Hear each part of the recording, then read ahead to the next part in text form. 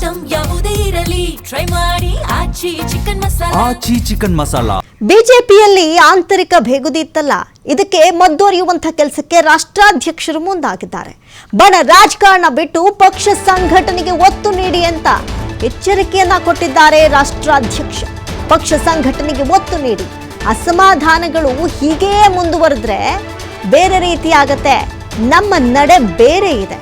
BJP ರಾಜ್ಯಾಧ್ಯಕ್ಷ ವಿಜಯೇಂದ್ರಗೆ ನಿತಿನ್ ನಬೀನ್ ರಾಜ್ಯಾಧ್ಯಕ್ಷರು ಕಿವಿ ಮಾತು ಹೇಳಿದ್ದಾರೆ. ಹಲವಾರು ವಿಚಾರಗಳ ಕುರಿತಂತೆ ಮಾತನಾಡಿದ್ರು. ಅಧಿಕಾರಕ್ಕೋಸ್ಕರ ಯಾರು ಕಿತ್ತಾಡಬೇಡಿ, ನಿಮ್ಮ ಕಾರ್ಯಕರ್ತರೇ ಹೇಳ್ತಾರೆ ನೀವೇನು ಅಂತ. ಕಾರ್ಯಕರ್ತರ ಜೊತೆ ಚೆನ್ನಾಗಿರುವಂತೆಯೂ ಕೂಡ ಈ ಸಂದರ್ಭದಲ್ಲಿ ಸಲಹೆ ಕೊಟ್ಟಿದ್ದಾರೆ. ಹಾಗಾದ್ರೆ ಏನೇನೆಲ್ಲ ಹೇಳಿದ್ರು ನಿತಿನ್ ನಬೀನ್ ಅಂತ ನೋಡೋದಾದ್ರೆ, ರಾಷ್ಟ್ರಾಧ್ಯಕ್ಷರಿಂದ ರಾಜ್ಯಾಧ್ಯಕ್ಷರಿಗೆ ಕಿವಿ ಮಾತು ಹೇಳಲಾಗಿದೆ. ಪಕ್ಷ ಸಂಘಟನೆ ಆಗಬೇಕು, ಎಲ್ಲರೂ ಒಗ್ಗೂಡಿ ಹೋಗಿ ಎಲ್ಲರ ಮಾತಿಗೂ ನೀವು ಕಿವಿಯಾಗಿ ದನಿಯಾಗಿ ಅಂತ ಕೂಡ ಹೇಳಿದ್ದಾರೆ. ಅದರಲ್ಲೂ ಕೂಡ ಒಂದಷ್ಟು ಕಂಪ್ಲೇಂಟ್ಸ್ಗಳು ಬರ್ತಾನೆ ಇರುತ್ತೆ. ಯಾವುದೇ ಕಂಪ್ಲೇಂಟ್ಸ್ಗಳು ಬಾರದಂತೆ ಪಕ್ಷ ಸಂಘಟನೆಗೆ ಒತ್ತು ನೀಡಿ ಎಲ್ಲರೂ ಒಗ್ಗಟ್ಟಾಗಿ ಕೆಲಸ ಮಾಡಿ, ಎಲ್ಲರೂ ಒಗ್ಗಟ್ಟಾದ್ರೇನೆ ಯಶಸ್ಸು ಗಳಿಸೋದಕ್ಕೆ ಸಾಧ್ಯ ಅಂತ ರಾಷ್ಟ್ರಾಧ್ಯಕ್ಷ ನಿತಿನ್ ನಬೀನ್ ಅವರು ಕಿವಿ ಮಾತನ್ನು ಹೇಳಿದ್ದಾರೆ. ಎಲ್ರಿಗೂ ಹೇಳಿದ್ದಾರೆ, ವಿಜಯೇಂದ್ರಕ್ಕೆ ಸ್ವಲ್ಪ ಜಾಸ್ತಿ ಹೇಳಿದ್ದಾರೆ. ಪಕ್ಷದೊಳಗಿನ ಆಂತರಿಕ ಸಂಘರ್ಷ ತಡೆಯಿರಿ, ಯಾಕಂತ ಹೇಳಿದ್ರೆ ಪಕ್ಷದ ಒಳಗೆಯೇ ಕಿತ್ತಾಟಗಳು ಹೊರಗಡೆ ತುಂಬಾ ಚೆನ್ನಾಗಿ ಕಾಣಿಸುತ್ತೆ, ಏನು ಇಲ್ಲ ಅಂದ್ರೇನೆ ಕಾಣಿಸುತ್ತೆ. ಅಂಥದ್ರಲ್ಲಿ ಏನಾದ್ರೂ ಇದ್ರೆ ಬಿಡ್ತಾರಾ? ಹಾಗಾಗಿ ಹೊರಗಡೆ ಗೊತ್ತಾಗ್ತಾ ಇದೆ, ಪಕ್ಷದೊಳಗಿನ ಆಂತರಿಕ ವಿಚಾರಗಳು ಪಕ್ಷದೊಳಗೆ ಇರಬೇಕು. ಆ ಸಂಘರ್ಷಗಳಿರುತ್ತಲ್ಲ, ಎಲ್ಲಿಂದ ಶುರುವಾಗುತ್ತೆ ಅಲ್ಲೇ ಮುಕ್ತಾಯ ಆಡಿ ಆ ಸಂಘರ್ಷವನ್ನ ತಡೀರಿ ಅಂತ ಕೂಡ ನಿತಿನ್ ನಬೀನ್ ಹೇಳಿದ್ದಾರೆ. ಬಹುಮುಖ್ಯವಾಗಿ ಬಣ ರಾಜಕಾರಣ ಬಿಡಿ ಅಂತ. ಇಲ್ಲಿ ಇವ್ರದೇ ಒಂದು ಬಣ, ಅವ್ರದೇ ಒಂದು ಬಣ, ಇದರಿಂದ ಇವ್ರ ಕಾರ್ಯಕರ್ತರು ಅವ್ರ ಮೇಲೆ, ಅವ್ರ ಕಾರ್ಯಕರ್ತರು ಇವ್ರ ಮೇಲೆ, ಇದೆಲ್ಲ ಬೇಡ. ನೀವೆಲ್ಲ ಹೋರಾಡಬೇಕಾಗಿರೋದು ವಿರೋಧ ಪಕ್ಷದ ಜೊತೆ, ನಿಮ್ಮ ಪಕ್ಷದ ಒಳಗಡೆ ಅಲ್ಲ ಅನ್ನುವಂಥ ಸಂದೇಶವನ್ನು ರವಾನೆ ಮಾಡಿದ್ದಾರೆ. ಇನ್ನು ಪಕ್ಷ ಸಂಘಟನೆಗೆ ಒತ್ತು ಕೊಡಿ, ಇಲ್ದಿದ್ರೆ ಏನ್ ಮಾಡಬೇಕು ಅದನ್ನು ಮಾಡ್ತೀವಿ ಅನ್ನುವಂಥ ಎಚ್ಚರಿಕೆಯನ್ನ ಕೂಡ ರಾಷ್ಟ್ರಾಧ್ಯಕ್ಷ ನಿತಿನ್ ನಬೀನ್ ಕೊಟ್ಟಿದ್ದಾರೆ. ಪಕ್ಷ ನೇಮಿಸಿದವರ ಜೊತೆ ಸಹಕಾರದಿಂದ ನಡೆದುಕೊಳ್ಳಿ, ಸೂಕ್ತ ಕಾಲಕ್ಕೆ ಆಯಾ ಕಾಲಕ್ಕೆ ಏನಾಗಬೇಕು ಅದಾಗುತ್ತೆ, ಆ ನಿರ್ಧಾರವನ್ನ ನಾವು ತೆಗೆದುಕೊಳ್ತೀವಿ. ಅಧಿಕಾರಕ್ಕೋಸ್ಕರ ಕಿತ್ತಾಟ ಮಾಡಬೇಡಿ. ಕಾರ್ಯಕರ್ತರ ಅಭಿಪ್ರಾಯವೇ ನಿಮ್ಮಗಳನ್ನ ಅಳೆಯುವಂಥ ಮಾನದಂಡ. ಕಾರ್ಯಕರ್ತರು ನಿಮ್ಮ ಬಗ್ಗೆ ಏನ್ ಹೇಳ್ತಾರೆ ಅಲ್ಲೇ ಗೊತ್ತಾಗ್ಬಿಡುತ್ತೆ ನೀವೆಷ್ಟು ಚೆನ್ನಾಗಿ ಎಲ್ಲರನ್ನ ಒಗ್ಗಟ್ಟಿನಲ್ಲಿ ಇಟ್ಕೊಂಡು ವಿಶ್ವಾಸದಲ್ಲಿ ಇಟ್ಕೊಂಡು ಕೆಲಸ ಮಾಡಿದ್ದೀರಾ ಅಂತ. ಉತ್ತಮ ಬಾಂಧವ್ಯವನ್ನು ಹೊಂದ್ಕೊಳ್ಳಿ, ಎಲ್ಲರನ್ನು ಒಗ್ಗೂಡಿಸಿ ಕರೆದುಕೊಂಡು ಹೋಗಿ ಎಲ್ಲರ ಮಾತಿಗೂ ಕಿವಿಯಾಗಿ ಸಂಯಮದಿಂದ ಆಲಿಸಿ ಸ್ವಂತಕ್ಕೆ ಸಮಸ್ಯೆ ಪರಿಹರಿಸೋದಕ್ಕೆ ಸಾಧ್ಯವಾದ್ರೆ ಸ್ಪಂದಿಸಿ, ಇಲ್ಲವಾದ್ರೆ ನಮ್ಮ ಗಮನಕ್ಕೆ ಈ ವಿಚಾರಗಳನ್ನ ತನ್ನಿ. ಪದೇ ಪದೇ ನಿಮ್ಮ ಬಗ್ಗೆ ದೂರುಗಳು ಬರ್ತಾ ಇದ್ರೆ ಕಷ್ಟ ಆಗತ್ತೆ ಅಂತ ಎಲ್ಲಾ ವಿಚಾರಗಳ ಕುರಿತಂತೆ ರಾಷ್ಟ್ರಾಧ್ಯಕ್ಷರಾದಂತಹ ನಿತಿನ್ ನಬೀನ್ ಮಾತನಾಡಿದ್ದಾರೆ.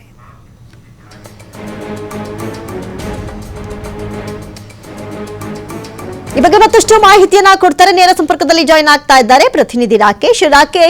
ಇಂಥದ್ದೊಂದು ಮೀಟಿಂಗ್ ಸದ್ಯಕ್ಕೆ ಬೇಕಾಗಿತ್ತು. ಇದು ಬಿಜೆಪಿಗೆ ಒಂದು ರೀತಿಯಾದಂತಹ ಅನಿವಾರ್ಯದ ಪರಿಸ್ಥಿತಿ. ಯಾಕಂತ ಹೇಳಿದ್ರೆ ಈ ಬಿಜೆಪಿಯ ಒಳಗೆ ಆಂತರಿಕ ಘರ್ಷಣೆಗಳು, ಆಂತರಿಕ ಈ ಕಚ್ಚಾಟಗಳನ್ನ ನಾವು ಬಹಳಷ್ಟು ಬಾರಿ ನೋಡಿದ್ವಿ. ಆದ್ರೆ ಇದಕ್ಕೆ ಈ ಎಚ್ಚರಿಕೆಯನ್ನ ಕೊಟ್ಟಿದ್ದಾರಲ್ಲ, ಇದಕ್ಕೆ ಮದ್ದರಿಯುವಂತಹ ಕೆಲಸ ಆಯ್ತಾ ರಾಕೇಶ್?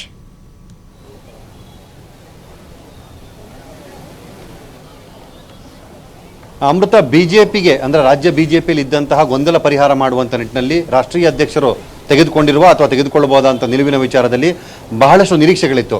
ಅದಕ್ಕೆ ಪೂರಕ ಅನ್ನುವಂತೆ ಇವತ್ತು ರಾಷ್ಟ್ರೀಯ ಅಧ್ಯಕ್ಷರು ಎಲ್ಲ ಶಾಸಕರು, ಸಂಸದರು ಮತ್ತು ಪಕ್ಷದ ಮುಖಂಡರ ಜೊತೆಗೆ ಸಭೆಯನ್ನು ಮಾಡಿದ್ದರು. ಸರಿಸುಮಾರು 2.5 ಗಂಟೆಗಳಿಗೂ ಹೆಚ್ಚು ಕಾಲ ನಡೆದಂತಹ ಸಭೆಯಲ್ಲಿ ಪಕ್ಷ ಸಂಘಟನೆಯ ವಿಚಾರವಾಗಿ ಪಕ್ಷದೊಳಗಿನ ಒಗ್ಗಟ್ಟಿನ ಹಾದಿಯಲ್ಲಿ ಮುಂದುವರಿಯುವುದಕ್ಕೆ ಇರುವಂತಹ ಸೂತ್ರಗಳನ್ನು ಅವರು ಹೇಳಿಕೊಟ್ಟಿದ್ದಾರೆ. ಪಕ್ಷ ಅಧಿಕಾರಕ್ಕೆ ಬರಬೇಕು ಅಂದಾಗ ಪಕ್ಷದಲ್ಲಿರುವಂತಹ ನಾಯಕರು, ಸದಸ್ಯರು ಮತ್ತು ಕಾರ್ಯಕರ್ತರು ಒಗ್ಗಟ್ಟಾಗಿ ಮುನ್ನಡೆಯಬೇಕು. ಕಾರ್ಯಕರ್ತರನ್ನು ಗೌರವಿಸಿಕೊಂಡು ತೆಗೆದುಕೊಂಡು ಹೋದಾಗ, ಅವರ ಶ್ರಮಕ್ಕೆ ಬೆಲೆಯನ್ನು ಕೊಟ್ಟಾಗ ಮಾತ್ರ ಪಕ್ಷಕ್ಕೆ ಗೌರವ ಮತ್ತು ಅದನ್ನು ಹೊತ್ತು ನಿಲ್ಲುವ ಜವಾಬ್ದಾರಿ ಹೊರುವಂತಹ ಶಾಸಕರಾಗಲಿ ಅಥವಾ ಜನಪ್ರತಿನಿಧಿಗಳಿಗೆ ಆ ಗೌರವ ಸಿಗುತ್ತೆ. ಸೊ ಆ ನಿಟ್ಟಿನಲ್ಲಿ ಎಲ್ಲರೂ ಪಕ್ಷದ ಕಾರ್ಯಚಟುವಟಿಕೆಗಳನ್ನು ಗಮನಿಸಬೇಕು. ಜೊತೆಗೆ ಕಾರ್ಯಕರ್ತರ ವಿಚಾರದಲ್ಲಿ ಕೂಡ ನೇರವಾಗಿ ನಡೆದುಕೊಳ್ಳುವಂತಿರಬೇಕು. ಕಾರ್ಯಕರ್ತರಿದ್ದರೆ ಮಾತ್ರ ಪಕ್ಷ ಸಾಧ್ಯ ಅನ್ನುವಂಥ ವಿಚಾರವನ್ನು ಹೇಳ್ಕೊಂಡಿದ್ದಾರೆ. ಹಾಗೆ ಶಾಸಕರ ಮಟ್ಟದಲ್ಲಿ ಅಂದರೆ ನಾಯಕರು ಮತ್ತು ಮುಖಂಡರ ವಿಚಾರದಲ್ಲಿರುವಂತಹ ಗೊಂದಲಗಳಿಗೆ ಪರಿಹಾರ ನೀಡುವಂಥ ನಿಟ್ಟಿನಲ್ಲಿ ಎಲ್ಲರೂ ಒಗ್ಗಟ್ಟಾಗಿ ಹೋಗಬೇಕು ಅನ್ನುವಂಥ ಸೂಚನೆಯನ್ನು ಅವರು ಕೊಟ್ಟಿದ್ದಾರೆ. ಯಾವುದೇ ಪಕ್ಷ ಸದೃಢವಾಗಿ ಬೆಳಿಬೇಕು, ಹಾಗೆ ಮತ್ತೆ ಅದು ಪುನಃ ಜನರ ಬಳಿ ಹೋಗಬೇಕು ಅನ್ನುವಾಗ ಅದರಲ್ಲಿ ಒಗ್ಗಟ್ಟಿನ ವಿಚಾರ ಇರಬೇಕು. ನಾಯಕರಾದವರು ಜನರ ಬಳಿ ತೆಗೆದುಕೊಂಡು ಹೋಗುವಂಥ ವಿಚಾರಗಳಿಗೆ ಕಾರ್ಯಕರ್ತರ ಸ್ಪಂದನೆ ಇರಬೇಕು. ಹಾಗೆ ಎಲ್ಲರೂ ಒಟ್ಟಾಗಿ ಕಲಿತು ಹೋದಾಗ ಮಾತ್ರ ಪಕ್ಷದೊಳಗೆ ಯಾವುದೇ ವ್ಯತ್ಯಾಸಗಳಿಲ್ಲದಿದ್ದಂಥ ಸಂದರ್ಭ ಬಂದಾಗ ಪಕ್ಷವನ್ನು ಜನ ಒಪ್ಪಿಕೊಳ್ತಾರೆ. ಆ ಮುಖಾಂತರ ಪಕ್ಷಕ್ಕೆ ಜನಮನ್ನಣೆ ಸಿಗ್ತದೆ. ಆ ನಿಟ್ಟಿನಲ್ಲಿ ಎಲ್ಲರೂ ಕೆಲಸ ಮಾಡಿ ಅನ್ನುವಂಥ ಸೂಚನೆಯನ್ನು ಕೊಟ್ಟಿದ್ದಾರೆ. ಹಾಗೆ ಪಕ್ಷದ ಒಳಗೆ ಈಗಿರುವಂಥ ಭಿನ್ನಾಭಿಪ್ರಾಯಗಳು ಮತ್ತು ರೆಬೆಲ್ ವಿಚಾರಕ್ಕೆ ಸಂಬಂಧಪಟ್ಟಾಗ ಕೂಡ ಅವರು ಮಾತುಕತೆಯನ್ನು ಮಾಡಿಕೊಂಡಿದ್ದಾರೆ.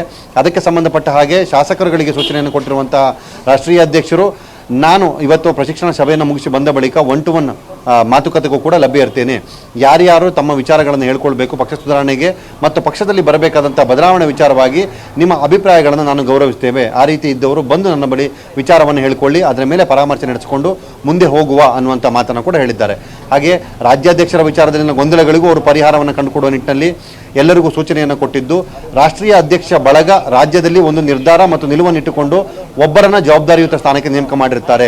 ಅಲ್ಲಿ ಪರಸ್ಪರ ವಿರೋಧಾಭಾಸಗಳನ್ನು ಹೊಂದಿಕೊಳ್ಳಬಾರದು. ಅವರು ಸೂಚಿಸಿರುವಂಥ ವ್ಯಕ್ತಿಯ ಜೊತೆಗೆ ಬೆನ್ನೆಲುಬಾಗಿ ನಿಂತು ಪಕ್ಷ ಸಂಘಟನೆಯನ್ನು ಮಾಡಬೇಕು. ಅವರ ಜೊತೆಯಲ್ಲಿ ಸಾಗಿದಾಗ ಮಾತ್ರ ಪಕ್ಷಕ್ಕೆ ಗೌರವ ಸಿಗುತ್ತೆ ಅನ್ನುವಂಥ ಮಾತನ್ನು ಹೇಳಿದ್ದಾರೆ. ಹಾಗೆ ಅಧ್ಯಕ್ಷರಿಗೂ ಕೂಡ ಕಿವಿ ಮಾತನ್ನು ಹೇಳಿರುವಂತಹ ನವೀನ್ ಅವರು, ನೀವು ಪಕ್ಷದ ವಿಚಾರದಲ್ಲಿ ಎಲ್ಲೂ ಕೂಡ ವ್ಯತ್ಯಾಸವನ್ನು ಮಾಡಿಕೊಳ್ಳಬೇಡಿ. ಎಲ್ಲರ ಮಾತುಗಳಿಗೂ ನೀವು ಧ್ವನಿಯಾಗಬೇಕು ಅಥವಾ ಕಿವಿಯಾಗಬೇಕು. ಹಾಗಿದ್ದಾಗ ಮಾತ್ರ ಅವರ ಕಷ್ಟ ಸುಖಗಳನ್ನು ಆಲೈಸಿದಾಗ ಪಕ್ಷದ ಬೆಳವಣಿಗೆಗೆ ಸಾಕಾರ ಆಗುತ್ತೆ. ಆ ನಿಟ್ಟಿನಲ್ಲಿ ನೀವು ಕೂಡ ನಡೆದುಕೊಂಡು ಹೋಗಿ. ಪದೇ ಪದೇ ಇತರರಿಂದ ದೂರನ್ನು ತಂದುಕೊಳ್ಳುವಂಥ ಪರಿಸ್ಥಿತಿಯನ್ನು ನಿರ್ಮಾಣ ಮಾಡಿಕೊಳ್ಬೇಡಿ. ಎಲ್ಲರನ್ನ ಒಗ್ಗಟ್ಟಿನಿಂದ ಕರೆದುಕೊಂಡು ಹೋದಾಗ ನಿಮಗೂ ಗೌರವ, ಪಕ್ಷಕ್ಕೂ ಕೂಡ ಒಳ್ಳೆಯ ಹೆಸರು ಬರುತ್ತೆ. ಆ ನಿಟ್ಟಿನಲ್ಲಿ ನಡೆದುಕೊಂಡು ಹೋಗಿ ಅನ್ನುವಂಥ ಸೂಚನೆಯನ್ನು ಕೊಟ್ಟಿದ್ದಾರೆ. ಇದಾದ ಬಳಿಕ ಈಗ ಕೋರ್ ಕಮಿಟಿ ಸಭೆಯಲ್ಲಿ ಕೂಡ ಅವರು ರಾಜ್ಯ ನಾಯಕರು ಹಾಗೆ ಕೋರ್ ಕಮಿಟಿಯ ಪದಾಧಿಕಾರಿಗಳ ಜೊತೆ ಸಭೆಯನ್ನು ಮಾಡ್ತಿದ್ದಾರೆ. ಅಲ್ಲೂ ಕೂಡ ಪಕ್ಷ ಸಂಘಟನೆ ವಿಚಾರವಾಗಿ ಪಕ್ಷದಲ್ಲಿರುವ ಒಡಕು ಭಿನ್ನಾಭಿಪ್ರಾಯಗಳನ್ನು ಬದಿಗೊತ್ತಿ ಹಿಂದಿದ್ದಂತೆ ಪಕ್ಷ ಮತ್ತೆ ಅಧಿಕಾರಕ್ಕೆ ತರುವ ನಿಟ್ಟಿನಲ್ಲಿ ತೆಗೆದುಕೊಳ್ಳಬೇಕಾದಂಥ ಕ್ರಮದ ಬಗ್ಗೆ ಎಲ್ಲರೂ ಒಗ್ಗಟ್ಟಿಂದ ಹೋಗಬೇಕು ಅನ್ನುವಂತಹ ಸಂದೇಶವನ್ನು ಅವರು ನೀಡುತ್ತಿದ್ದಾರೆ ಅನ್ನುವಂಥ ಮಾಹಿತಿ ಸಿಕ್ಕಿದೆ. ಅಮೃತ, ಥ್ಯಾಂಕ್ ಯು ರಾಕೇಶ್, ತಮ್ಮ ಮಾಹಿತಿಗಾಗಿ.